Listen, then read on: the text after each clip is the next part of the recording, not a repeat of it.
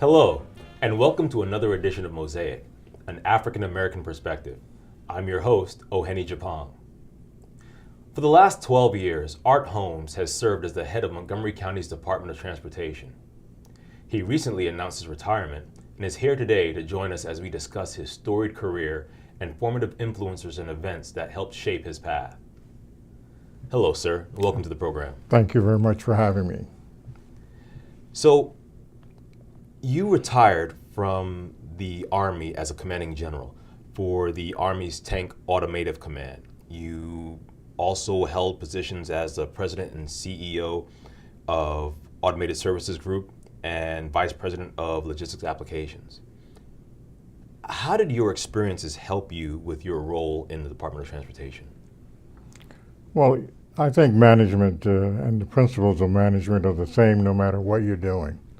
Although the military has a very visible hierarchy, the things you get to do are things that you cause or motivate people are the same things you would do in a civilian environment. I've been very lucky in having the opportunity to manage and lead one of the best staffs I have had in some 52 years of government service. I've often, from my time in the military, I've often told people that what happens in the military also happens in the civilian world. Maybe the lexicon is different, the culture and the processes, but a lot of the same things happen out there as they do here. That's right. What you're trying to do is motivate people to do a good job, motivate people to perform their mission. And those kind of things are good whether you're in the military or whether you're looking at a civilian organization. The principles transcend all cultures. That's right. So, along the lines of motivating people, obviously that falls under leadership. What is your leadership philosophy, and how did that develop over the years? Well, over time, you get certain things that you think are going to work, and you use those things.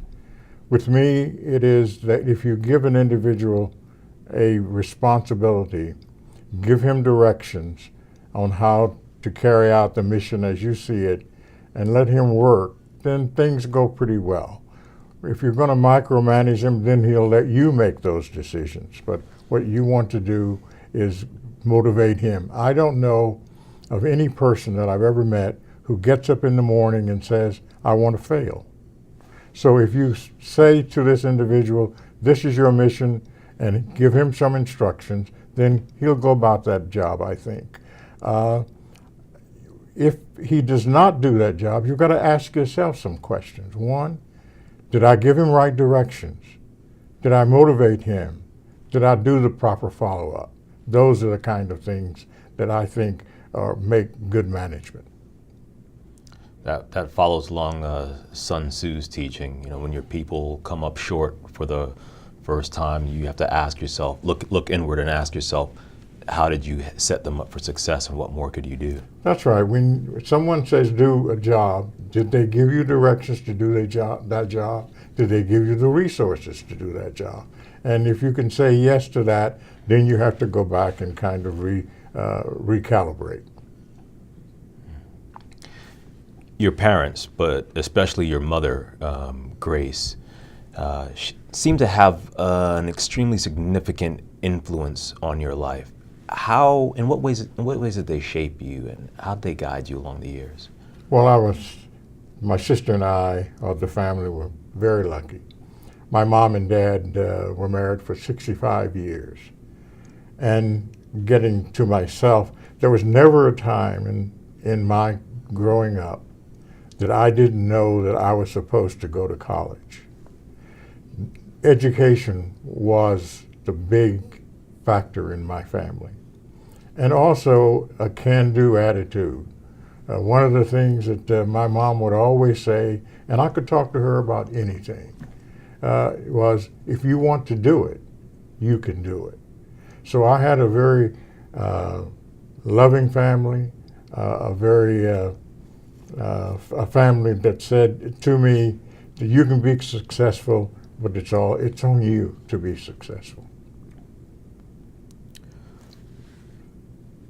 Mentorship is a pretty big topic of discussion these days, guiding people along the way. Did you have mentors outside of your parents coming up?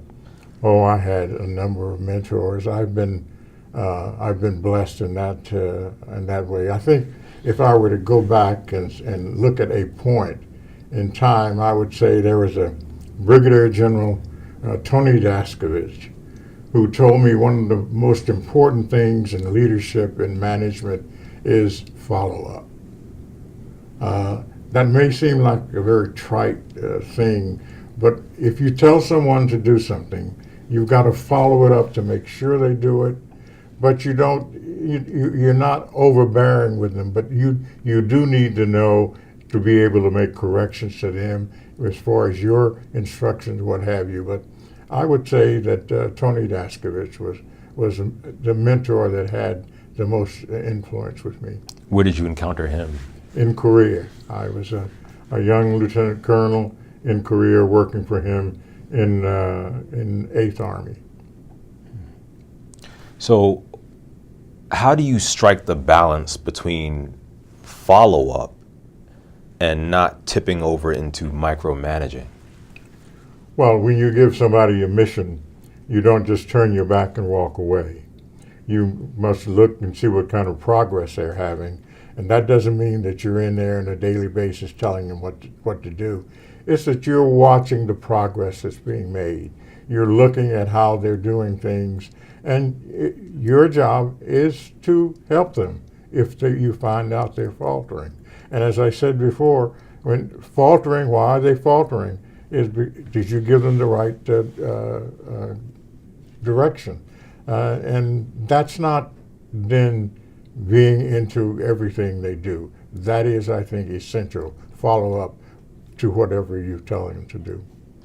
But when there are external pressures and influences, maybe a senior officer tapping you on the shoulder, or if you're in a high stress, high motivation environment such as Korea or your time in Vietnam, what have you, how do you bat away how do you buffer your people from the external pressures that might be on you, and keep yourself from pushing into the micromanagement realm and hey, get this done now this way?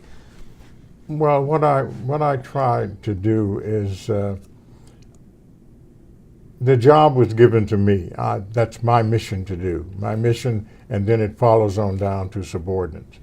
What I try to do is then make sure that the individual who's pressuring me knows that it's my responsibility. If he has additional direction, he or she has additional directions for me, then that's fine. But I don't put it on the subordinate. It is my responsibility. And how did your people respond to that in general? I found that they responded very, very well, because they know that I was not going to, if you use a colloquial expression, throw them under the bus. That is my responsibility in the end. And how did you deal with those who might not have, as a former mentor of mine would say, not everybody gets the memo? How do you deal with those situations? Well, you have to have a system, as I said, of follow-up. And if you have that follow-up, you're going to find out where you have missed the boat as far as communications are concerned. So therefore, you can then make those changes if you have to. And still ensure mission success. And still ensure mission success. And during the time in Vietnam, I had a very young staff, so it took a little bit more of going and seeing and doing with them sometimes. But if they're going to grow, if they're going to carry out a mission, you must have trust in them. And they must have trust in you. Yes. And that comes from the fact that they know that you're not going to, in an instant, say, well, if it had been me, I would not have done it that way. That's not the way a leader handles a situation. For those of you who have just tuned in, you're watching Mosaic, an African American perspective. I'm your host, Ohene Gyapong, and I'm talking with Mr. Art Holmes, Jr., Director of the Montgomery County Department of Transportation. After a short break, we'll be back with more conversation about his service to our county and our nation.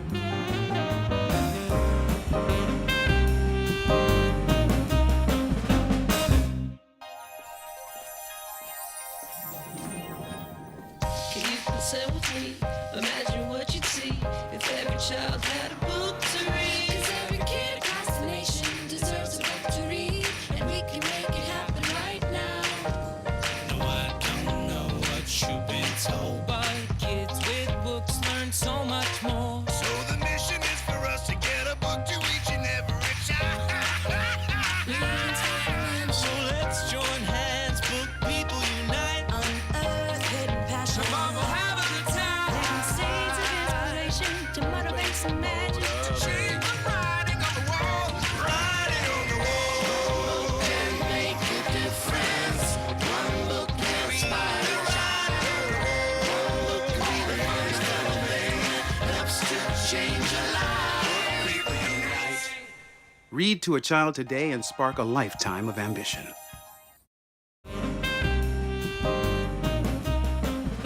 Welcome back to Mosaic, an African American perspective. I'm here with Mr. Art Holmes Jr., talking about his venerable achievements in public service and some of the elements of his life that forged his path for him. Sir, you came up in this country in a time of segregation, but during your time in the Army was not, or was moving out of that dynamic. How did you deal with that dichotomous relationship, and what did you learn from it? Well, as you say, I did come up in a segregated environment. My college was at a historically black college, Hampton University. Going to high school, it was in an all black high school. But as I indicated, in the family, education was very important. So what you would say to yourself is, I'm just as good as the next guy. I can do the job just as well. And one of the things that my dad taught me was, before you blame someone else for your mistake, ask yourself, did I do those things that I was supposed to do? If you do that, that puts you on a kind of a level playing field with folk. So when I came into the Army and I was in an integrated society, I don't think I missed a beat. I think that I went right ahead and said, you've given me this job, I'm going to learn this particular job, and I'm going to do this particular job. And it seems like your father's teachings about first looking inward and taking account for your own actions, what you did or did not do, it seemed to serve you well in the military. Very, very much so. In fact, right now today, when something comes up and something is controversial, the first thing I'll do is think about Dad. And I'll think about what he said, and I'll look at myself and I'll say, Art, did you do those things that you're supposed to do to bring us to this particular point? If I can say yes to that, then I'm a pretty hard guy to get along with if you're going to tell me otherwise. What was your parents' background? My dad had a 4th grade education. My mom had an 8th grade education. However, my mom taught herself shorthand. She finished a business college. She had got an honorary doctorate degree, and she was the president of our church's overseas and home worldwide missionary society. So I had people in my family who decided they could do things, and they did it. And so I figured I'd better do something too. But what was the impetus behind that drive? It would seem to me like your parents had everything working against them, just from their race and how their race was perceived, the challenges that society placed on them, their education level from the start. How did they overcome that? Where did they get that drive from? Well, I think that drive came from wanting to make it better for their children. That may sound a little funny, but my parents were doing things for us. My parents were setting the example for me and my sister. they did things like if someone came by the house and wanted to sell a book, they would call me and say, "Do you think you need this book?" And so I had that backing from my parents throughout my life, and that was something that if you know you have that, that allows you to go a long way. And luckily, those two souls came together and had you and and it's just, and we're all benefiting from that. So, along the thought of children, there are challenges today. Some of them are the same, some of them are new, the internet, what have you. What would you say to children today? What would you want them to have in mind? Well, I want them to have in mind, again, let's get a good education. Let's make sure that we do that. And also then set some goals for yourself. You say children. I think children have goals. Children look at people and say, I want to be like this particular person, or I want to do this. Help them. Tell them what they need to do to get to certain positions. And I believe that we underestimate what children understand. And I know with my 3 children, again, I told them the kind of things that made my life. I also let them know what they had to do and the hard work they had to do to succeed. And all 3 of my children graduated from college, and 2 of them have advanced degrees. So as you say, they have goals in mind. They see people that they want to be like and act like and grow into. What about when those people aren't really the best influencers? Or the other side of that, what about when it's a goal that might have a slim chance of success, such as a music star or a sports athlete? What a sports megastar? What would you say to those children? Well, I'll give you an example. I played basketball from high school through college, and when I first came in the service. And I wanted my son to play basketball. He was 6'5", but he liked football. And he was not a very good basketball player. And I finally went to him and said, if you want to play football rather than basketball, even though Dad was a basketball player, play football. And he made All-State in high school as a football player. So I think you have to be reasonable, and sometimes the goal you set initially have to change, and they have to understand that change is a part of life. How about children who aren't fortunate to have a parental figure such as yourself in their life? What answers do you have for them? The children who might see a lofty goal but not have the guiding hand on their shoulder to help them steer the course to get there? Well, I think in most instances, if a youngster shows some motivation in the education system, and my wife is an educator, there are people who will try to help them.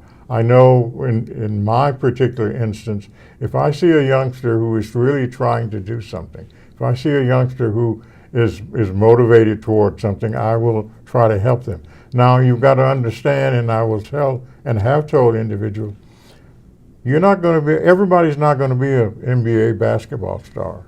Everybody's not going to play in the NFL. But if you like basketball or football, be the very best you can be and understand your limitations. So let's talk about the county now. Montgomery County, what brought you and your family to this county? What attracted you so much? Well, let's first be very honest about it. My wife is a native Washingtonian, and so when I retired, we came back to the Washington area. Seriously though, during my military career, I had 4 tours in the Washington area, and we liked this particular area. So this is why we came back to Montgomery County. Now, having said that, Montgomery County is a wonderful place to live.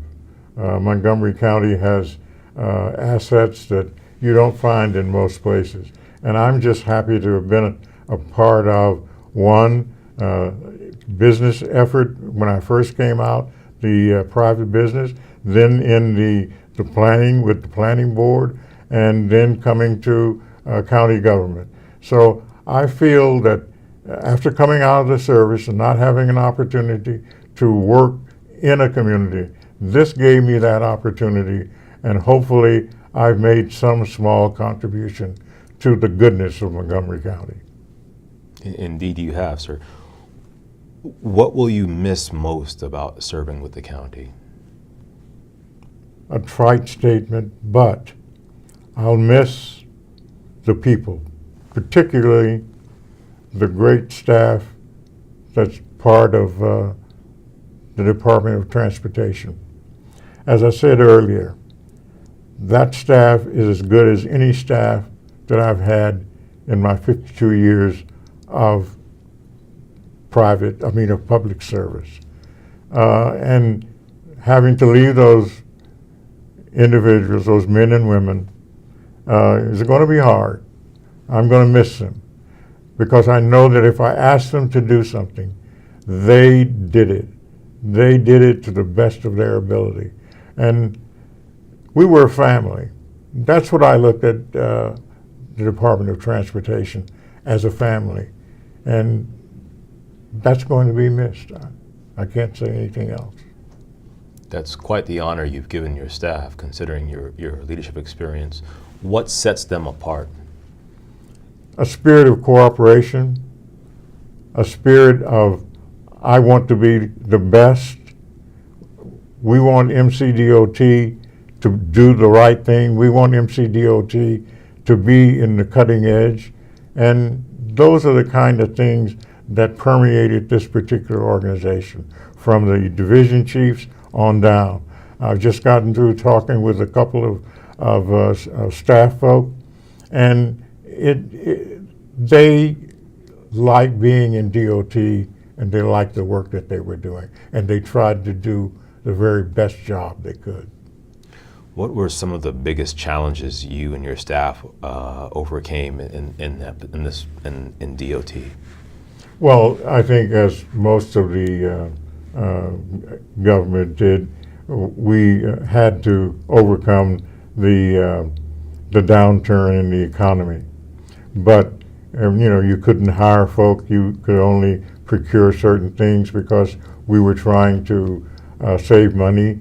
Also, you could not give them raises, so they were working for the same salary. But I didn't find a diminution of effort there, and that made me proud. If you asked them to work a little longer, they worked a little longer, and for that 2.5 to 3 year period, I didn't see a reduction in productivity. But with those challenges, you obviously had it in mind to keep their motivation up, their standards up. How did you come about that? Well, I think what you would do with that, or what I tried to do with that, is let them know that we weren't asking them to do the impossible. What we were asking them to do were the essential things that made this county run. And when you do that, I think then people can buy into it. Here's my mission. My mission is to drive this bus in the safest way possible. My mission is to make sure that this highway is paved as good as we possibly can, that the snow is removed as fast as we can. And that was something that went on throughout that particular period. And that's what makes me proud of this particular group of people. Everybody rowing together in the same direction for the common goal. That's right. So as people look back, what do you hope they remember most about your career and your achievements? I hope they'll look back and say, Art Holmes tried to get as the maximum from those resources that were given him. That he truly believed in what he was doing, that he truly believed that people in the division, in the department, I'm sure, could make a difference, and we did make a difference. I don't think that, people are going to think of me as any great individual, but I hope that they will understand that what I did was what I thought was my job and what I thought was in the best interest of this county. And speaking of that job of the county, what are you most proud of during your tenure at DOT? I would say the proudest thing with me about this is that we continued our level of, not expertise, but we continued our level of service throughout this particular period. With respect to the staff, with respect to myself, it was something that we felt that we were part of Montgomery County, and if Montgomery County was suffering as a result of the recession, that we had to do our job so we would mitigate that particular shortfall. Nice. So what's next for you? Well, there's a lady by the name of Wilma who has a whole list of honeydews. And as I indicated to you, I've been working now in the government for some 52 years, and it's time that Wilma and I had some time together, and that's what we intend to do. Outstanding. Thank you, sir. Unfortunately, that's all we have time for today. I want to thank my guest, Mr. Art Holmes, Jr. with Montgomery County Transportation, and wish him, as we used to say when I was in the Navy, fair winds and following seas and clear skies. General, thank you for your service to our county and our nation, sir. To find out more about Montgomery County Transportation, please visit montgomerykcountymd.gov/DOT. I'm Ohene Gyapong. Please join us again next month for another edition of Mosaic, an African American perspective. Until next time, please help make it a great day for yourself and others.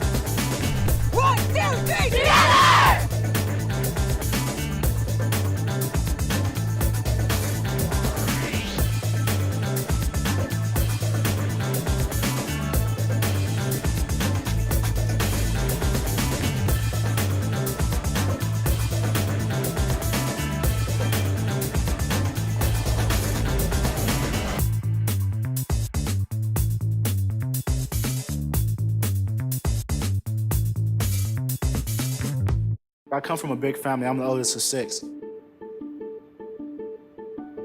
To me, being the first person to go to college, it's like setting a standard, you know?